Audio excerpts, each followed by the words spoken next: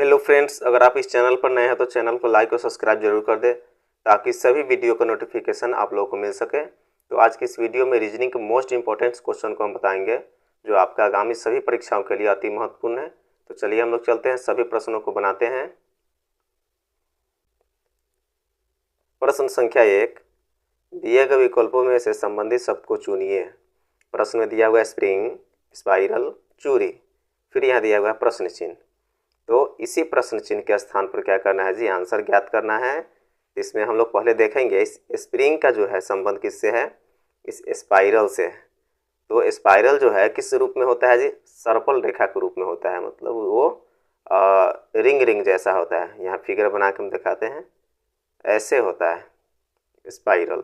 तो स्प्रिंग का संबंध तो स्पाइरल से हो गया क्योंकि स्प्रिंग जो है इसी रूप में रहता है। फिर चलिए हम लोग देखते हैं चूड़ी। चूड़ी जो है तो चूड़ी किस आकृति के होता है, चूड़ी जो है ये गोल चक्र जैसा होता है, गोलाकार चक्र जैसा होता है। तो इसका चूड़ी का जो संबंध है चक्र से होगा। तो चलिए हम लोग ऑप्शन में देखते हैं चक्र कौन सा ऑप्शन में है। तो ऑप्शन ए में कांच है, ऑप्शन बी में चक्र है। तो इसका राइट आंसर ऑप्शन बी हो जाएगा। ये भी प्रश्न जो है बहुत ही महत्वपूर्ण प्रश्न है। तो चलिए हम लोग नेक्स्ट क्वेश्चन को बनाते हैं। प्रश्न संख्या 2, निम्नलिखित श्रृंखला में प्रश्न चिन्ह के स्थान पर क्या आएगा। यहाँ प्रश्न चिन्ह दिया हुआ है, इसी जगह आंसर ज्ञात करना है। तो इसमें क्या क्या अंक दिया हुआ है जी, 7, 10, 124, 1330, 170, इसी को हल करना है और यहाँ जो है आंसर ज्ञात करना है। तो सबसे पहले हम लोग इस 7 को क्या करेंगे जी, 7 के रूप में लाने के लिए हम लोग कुछ प्रोसेस करेंगे। तो चलिए हम लोग इसको बनाते हैं। अगर 2 का क्यूब कर दे रहे हैं तो कितना आ जाएगा जी, 8 आ रहा है, उसमें 1 माइनस कर देंगे तो ये 7 आ जाएगा। फिर अगर हम लोग 10 का 3 का स्क्वायर कर दे रहे हैं तो 9 हो जाएगा, उसमें 1 जोड़ देंगे तो ये भी 10 आ गया। फिर 124 को हम लोग क्या करते हैं जी, 124 को अगर 5 का क्यूब कर दे रहे हैं तो 125 आ जाएगा, उसमें 1 माइनस कर देना है। 1 माइनस कर दिया तो कितना आ गया जी, 124 भी आ गया। फिर हम लोग देखेंगे कि यहाँ सबसे पहले क्या किए जी, 2 का क्यूब किया, फिर 3 का स्क्वायर किया, फिर 5 का क्यूब किया। मतलब इसमें जो है अभाज्य संख्या का हम लोग क्या कर रहे हैं, क्यूब कर रहे हैं या स्क्वायर कर रहे हैं। यहाँ 2 हो गया अभाज्य संख्या, फिर 3 हो गया यह अभाज्य संख्या, ये फिर 5 हो गया अभाज्य संख्या। तो 5 के बाद क्या हो जाएगा जी, अभाज्य संख्या 7 हो जाएगा। तो यहाँ जब क्यूब किए हैं उसके पहले स्क्वायर किए हैं, तो यहाँ क्यूब है तो अब हम लोग क्या करेंगे जी, स्क्वायर करेंगे। तो 7 का अगर स्क्वायर कर दे रहे हैं तो 7 7 49, 1 50, एक इसमें क्यों जोड़े, क्योंकि स्क्वायर किए हैं उसमें 1 जोड़े हैं और जिसमें क्यूब किए हैं उसमें 1 माइनस किए हैं। तो हम लोग यहाँ स्क्वायर किए हैं इसलिए यहाँ 1 हम लोग जोड़ दिए हैं। तो यहाँ कितना आ जाएगा जी, 50 आ जाएगा। फिर आगे हम लोग 1330 को हल करते हैं। 1330 को अगर 11 का क्यूब कर दे रहे हैं तो कितना हो जाएगा जी, 1331 आ जाता है, उसमें 1 माइनस कर देंगे तो ये 1330 आ गया ये। फिर हम लोग क्या करेंगे जी, 170 को भी हल कर लेते हैं। अगर इसको क्या करते हैं, 13 के स्क्वायर कर दे रहे हैं, उसमें 1 जोड़ दे रहे हैं तो ये 170 भी आ जा रहा है। तो यहाँ जो है प्रश्न चिन्ह के स्थान पर हम लोग क्या प्रोसेस किए हैं जी, प्रश्न चिन्ह के स्थान पे हम लोग ये 7 का क्या किए हैं, प्रोसेस किए हैं 7 का स्क्वायर करके। तो यहाँ कितना है जी, 50 आया है। तो यही 50 जो है इसका आंसर भी होगा। तो चलिए हम लोग ऑप्शन में देखते हैं 50 किस ऑप्शन में है। तो ऑप्शन ए में 60 है, ऑप्शन बी में 90 है, ऑप्शन सी में 50 है। तो इसका राइट आंसर ऑप्शन सी हो जाएगा। एक बार और इस प्रश्न को समझा देते हैं। देखिए यहाँ जो है 7 को फिर 7 के रूप में लाने के लिए 2 का यहाँ क्यूब किया तो कितना आ जाएगा जी, 8 आ जाएगा, उसमें 1 माइनस कर दिया तो 7 आ गया। फिर इस 10 को लाने के लिए क्या किया जी, 3 का स्क्वायर किया, फिर 1 जोड़ दिया तो फिर 10 हो गया। फिर ये 124 को लाने के लिए क्या किया जी, 5 का क्यूब किया तो 125 हो जाएगा, इसमें 1 माइनस कर दिया। फिर क्या किया जी, यहाँ प्रश्न चिन्ह के स्थान पे 7 का स्क्वायर किया। 7 का स्क्वायर क्यों किया, क्योंकि यहाँ अभाज्य संख्या का स्क्वायर हो रहा है या उसका क्यूब पावर में दिया जा रहा है। तो यहाँ 2 भी अभाज्य संख्या है, 3 अभाज्य संख्या है, 5 अभाज्य संख्या है, तो उसके बाद क्या हो जाएगा, 7 अभाज्य संख्या हो जाएगा। इसीलिए 7 का है स्क्वायर किया। स्क्वायर क्यों किया, क्योंकि पहले हम लोग 2 का क्यूब किए, फिर 3 का स्क्वायर किए, फिर 5 का क्यूब किए, जब यहाँ क्यूब किए तो 7 का स्क्वायर करेंगे। फिर उसी तरह से हम लोग क्या किए जी, यहाँ 11 का स्क्वायर किया, क्यूब किया, सॉरी, यहाँ 11 का क्यूब किया और फिर 13 का स्क्वायर किया। तो पहले क्यू किया, फिर उसके आने वाले अभाज्य संख्या का स्क्वायर किया, फिर उसके आने वाले अगले संख्या को क्यू किया। इसमें सभी अभाज्य संख्याओं को ही प्रोसेस करके जो है यहाँ 50 क्या हुआ है जी, आंसर हम लोग लाए हैं। तो चलिए हम लोग अगले प्रश्न को बनाते हैं। प्रश्न संख्या 3, दिए गए चित्र में कितने त्रिभुज हैं? तो प्रश्न में कह रहा है कि इस फिगर में कितने त्रिभुज हैं।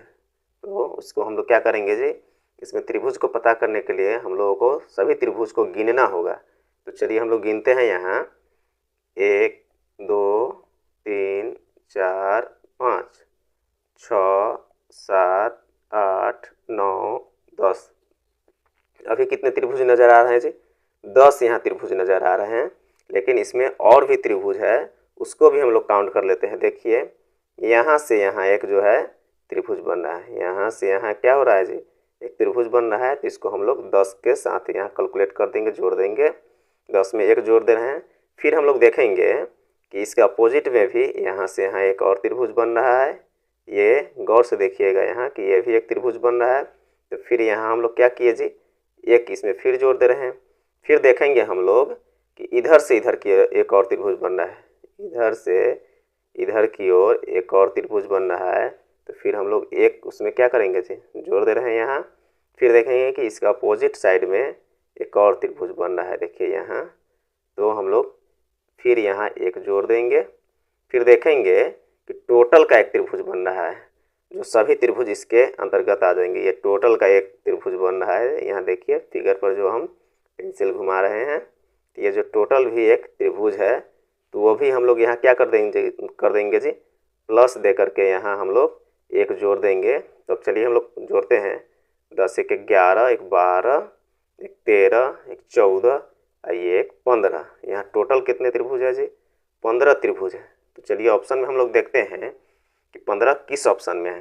तो ऑप्शन ए में 10 है, ऑप्शन बी में 13 है, ऑप्शन सी में 15 है। तो इसका राइट आंसर ऑप्शन सी हो जाएगा। तो ये जो प्रश्न है बहुत ही महत्वपूर्ण प्रश्न है, क्योंकि पिछले अनेकों परीक्षाओं में इस प्रकार के त्रिभुज वाले फिगर जो है बार बार आया है। तो आगामी परीक्षाओं के लिए भी अति महत्वपूर्ण प्रश्न है। अगर आप लोगों को यह वीडियो पसंद आया तो लाइक और सब्सक्राइब जरूर कर दें। तो चलिए हम लोग अगले प्रश्न को बनाते हैं। प्रश्न संख्या 4, उस संख्या को चुनिए जो समूह के दूसरे के समान नहीं है। इसे यहाँ प्रश्न कर रहा है कि वैसी संख्या को चुनना है जो समूह में दूसरे के समान नहीं है। इसमें जो है एक ऐसा कोई ऑप्शन है जो सबसे अलग है, सबसे भिन्न है। तो चलिए हम लोग बनाते हैं। तो ऑप्शन ए में, इस ऑप्शन ए को देखेंगे, इस 16 को हम लोग क्या कर सकते हैं, किस रूप में लिख सकते हैं, 4 का स्क्वायर कर सकते हैं। मतलब 4 का हम लोग स्क्वायर कर देंगे तो 4 4 16 ये आ गया। फिर हम लोग देखते हैं कि इस 81 को हम लोग किस रूप में लिख सकते हैं। 81 को हम लोग 9 का अगर स्क्वायर कर दे रहे हैं तो 9 9 81 हो जाएगा। फिर हम लोग देखते हैं कि 64 को किस रूप में लिख सकते हैं। 64 का अगर हम लोग 8 का अगर स्क्वायर कर दे रहे हैं तो 8 8 64 हो जाएगा।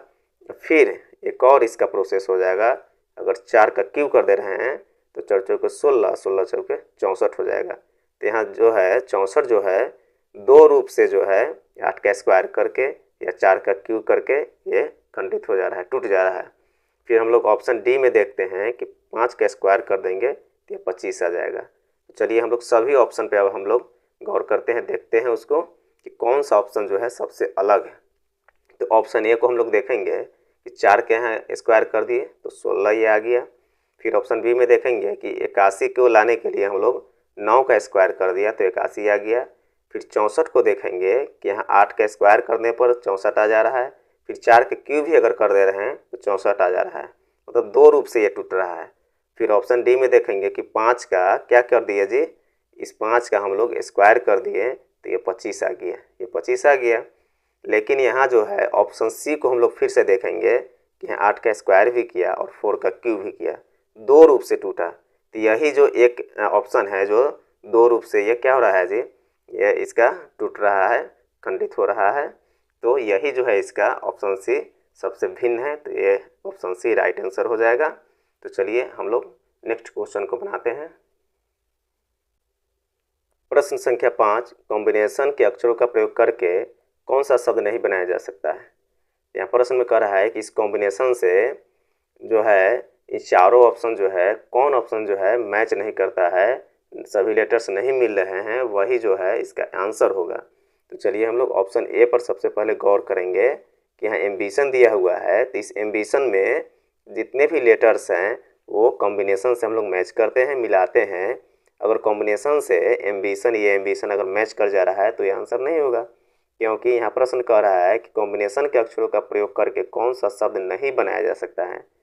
तो चलिए हम लोग ऑप्शन ए को पहले बनाते हैं, हम लोग मैच करते हैं इस एम्बिशन से कॉम्बिनेशन के सभी लेटर्स को। यहाँ ए है तो फिर यहाँ ए है, फिर एम है तो यहाँ एम है, बी है तो फिर बी है, फिर आई है तो यहाँ आई है, टी है तो टी है, यहाँ आई है तो आई है, ओ है तो यहाँ ओ है, एन है तो एन है। मतलब एम्बिशन से जो है कॉम्बिनेशन के सभी लेटर्स यहाँ मैच कर जा रहे हैं, तो ये एम्बिशन इसका आंसर नहीं होगा, क्योंकि सभी लेटर्स जो है इस कॉम्बिनेशन से मैच कर गया, मिल गया।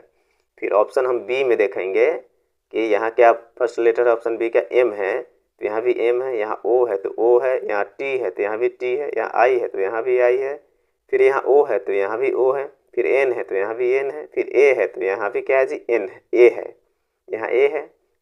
ये जो है ऑप्शन बी भी जो है कॉम्बिनेशन से मैच कर गया, सभी लेटर्स जो है मैच कर गया, मिल गया, तो ये भी इसका आंसर नहीं होगा।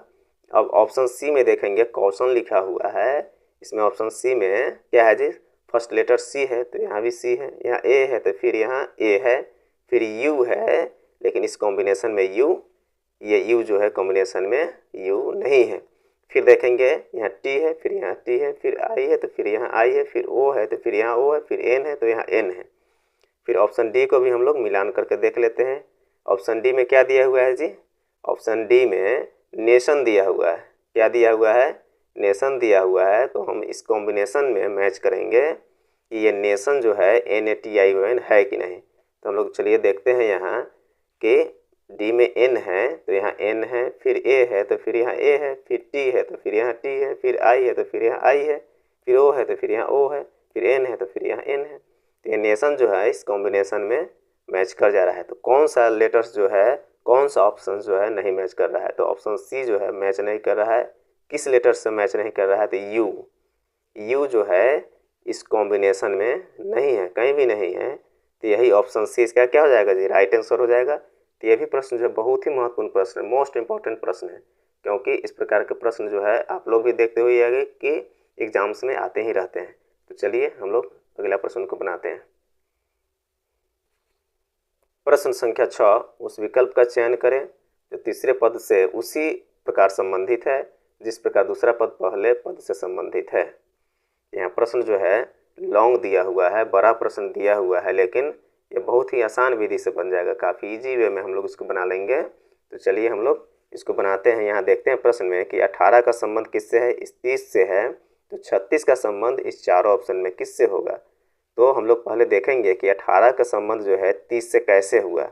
इसको बनाने के लिए हम लोग क्या करेंगे जी, 18 को कुछ करेंगे, कुछ ऐसा प्रोसेस करेंगे कि ये 30 आ जाए। तो चलिए इसको बनाकर देखते हैं। अगर 18 में अगर 2 से मल्टीप्लाई कर दे रहे हैं तो कितना हो जाएगा जी, 36 हो जाएगा, लेकिन यहाँ तो 30 दिया हुआ है। तो इस 36 में हम लोग अगर 6 माइनस कर दे रहे हैं तो ये 30 आ गया जी। 36 में 6 माइनस कर देने के बाद कितना हो जाएगा, 30 आ गया। फिर हम लोग इस 36 को देखेंगे, अगर 2 से हम लोग मल्टीप्लाई कर दे रहे हैं तो 36 दूनी कितना हो जाएगा जी, 72 हो जाएगा।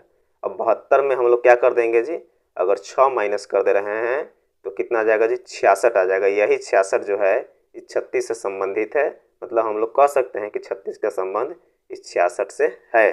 तो चलिए हम लोग ऑप्शन में देखते हैं किस ऑप्शन में 66 दिया हुआ है। तो ऑप्शन ए में 64 है, ऑप्शन बी में 66 है। तो इसका राइट आंसर ऑप्शन बी हो जाएगा। इसका राइट आंसर क्या हो जाएगा जी, ऑप्शन बी हो जाएगा। तो ये भी प्रश्न जो है बहुत ही महत्वपूर्ण प्रश्न है, आप लोग बना लीजिएगा, देख लीजिएगा। तो चलिए हम लोग नेक्स्ट क्वेश्चन को बनाते हैं। प्रश्न संख्या 7, निम्न संख्या श्रृंखला में आगे क्या आएगा। यहाँ प्रश्न में दिया हुआ 153, 9, 212, 5, 412, 7, 735। यहाँ प्रश्न चिन्ह, इन्हीं सभी संख्याओं को कुछ ना कुछ प्रोसेस करके जो है अगला संख्या ज्ञात करना है। तो सबसे पहले हम लोग देखेंगे इस 153 को कुछ करेंगे तभी जो है ये 9 आएगा। तो हम लोग 153 को क्या करते हैं जी, आपस में सभी को जोड़ दे रहे हैं।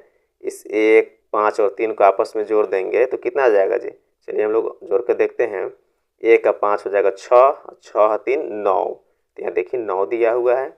फिर हम लोग आगे संख्या को देखेंगे, 2 1 3 या 3 2 5, 5 आ गया। तो यहाँ आगे संख्या भी 5 दिया हुआ है। फिर हम लोग देखते हैं इस 4 को 1 को 2 को जोड़ करके 4 1 5, 5 और 2 7, 7 आ गया। तो यहाँ भी 7 है लिखा हुआ। फिर उसी तरह से हम लोग आगे जोड़ते जाएंगे और बढ़ाते जाएंगे। यहाँ 7 दिया हुआ है, 7 को 3 से जोड़ेंगे तो 7 3 10 और 5 15। यहाँ प्रश्न चिन्ह के स्थान पे कितना आ जाएगा जी? 15 आ जाएगा। ये 15 यहाँ आ गया। तो यही जो है इसका श्रृंखला में आगे का संख्या आ गया। यही इसका आंसर भी होगा। तो चलिए हम लोग ऑप्शन में देखते हैं किस ऑप्शन में 15 है। तो ऑप्शन ए में 15 है, तो इसका राइट आंसर ऑप्शन ए हो जाएगा। तो ये भी प्रश्न जो है अति महत्वपूर्ण प्रश्न है, क्योंकि इसी टाइप का प्रश्न जो है, इसी प्रकार का प्रश्न हमेशा बार बार परीक्षाओं में आते ही रहते हैं, सभी परीक्षाओं में आते रहते हैं। तो चलिए हम लोग नेक्स्ट क्वेश्चन को बनाते हैं। प्रश्न संख्या 8, दिए गए विकल्पों में से प्रश्न चिन्ह के स्थान पर आने वाली संख्या ज्ञात कीजिए। मतलब संख्या को चुनना है। यहाँ जो है प्रश्न चिन्ह के स्थान पे जो है आंसर ज्ञात करना है। तो ये जो प्रश्न है बहुत ही महत्वपूर्ण प्रश्न है, वीवीआई प्रश्न है। इसको मोस्ट इम्पोर्टेंट क्वेश्चन के श्रेणी में आप लोग रखिएगा, क्योंकि इसी प्रकार के फिगर वाले जो है क्वेश्चन जो है पिछले अनेकों परीक्षाओं में आए हैं। तो आगामी सभी परीक्षाओं के लिए, ऑल कॉम्पिटिटिव एग्जाम के लिए बहुत ही महत्वपूर्ण है, मोस्ट इम्पोर्टेंट क्वेश्चन है। तो इसको चलिए हम लोग बनाते हैं, देखिएगा आप लोग और इसको आप लोग भी बनाइएगा। तो हम लोग बाहर जितने संख्या हैं 6 4 5 1 3 0, इसको कुछ प्रक्रिया करके प्रोसेस करके 361 लाना होगा। तो हम लोग क्या करते हैं, सभी को आपस में जोड़ देते हैं। सभी को अगर आपस में जोड़ दे रहे हैं तो कितना आ जाएगा जी? यहाँ है 6 दिया हुआ है, 6 को 4 में जोड़ देंगे तो कितना हो जाएगा जी? 6 4 10, 10 5 कितना हो जाएगा जी? 10 5 15, 15 1 16, 16 3 19 हो जाएगा। जोड़ने के बाद कितना आ गया जी? 19 आ गया। लेकिन यहाँ तो दिया हुआ 361। तो फिर हम लोग क्या करेंगे, 19 के स्क्वायर कर दे रहे हैं। तो 19 के स्क्वायर कर देने के बाद 361 आ जाता है। तो यहाँ 361 हम लोग लिखे हैं, यही 361 जो है यहाँ है। तो चलिए हम लोग सेकंड फिगर को देखते हैं। उसी तरह से हम लोग जोड़ करके देखते हैं सभी संख्याओं को। यहाँ 2 8 10 हो जाएगा, 10 5 ये क्या हो जाएगा? 15, 15 6 कितना हो जाएगा जी? 21, 21 में 4 हम लोग जोड़ेंगे तो 25, 25 में 3 हम लोग जोड़ेंगे तो 28 हो जाएगा। यहाँ हम लोग 28 लिख देते हैं। जब यहाँ 19 का स्क्वायर किए हैं तो हम लोग यहाँ 28 का भी स्क्वायर कर देते हैं। जब 28 का स्क्वायर करते हैं तो कितना आ जाएगा जी? 784 आ जा रहा है। यहाँ 784 लिख दिए हम लोग। यही 784 जो है यहाँ दिया हुआ है। फिर हम लोग देखिए इस थर्ड वाले फिगर को हम लोग आपस में क्या करते हैं जी? जोड़ते हैं। 5 क्या हो जाएगा जी? 6, 6 3 9 हो जाएगा। फिर 9 4 13 हो जाएगा। 13 4 कितना हो जाएगा जी? 13 4 हो जाएगा 20, 20 2 22। यहाँ कितने सभी संख्याओं को जोड़ने के बाद आया जी? 22 आया। इस 22 को हम लोग क्या करेंगे, इसका भी स्क्वायर कर दे रहे हैं तो कितना जा रहा है जी? 22 का स्क्वायर कर देने के बाद 484 आ जाता है। यहाँ 484 हमने लिख दिया। यही इसका जो है इस प्रश्न चिन्ह के स्थान पे 484 आएगा। तो यही इसका आंसर भी होगी। तो चलिए हम लोग ऑप्शन में देखते हैं किस ऑप्शन में 484 है। तो ऑप्शन ए में 123 है, ऑप्शन बी में 252 है, ऑप्शन सी में 484 है। तो इसका राइट आंसर ऑप्शन सी हो जाएगा। अगर आप लोगों को यह वीडियो पसंद आया तो एक लाइक और सब्सक्राइब जरूर कर दें।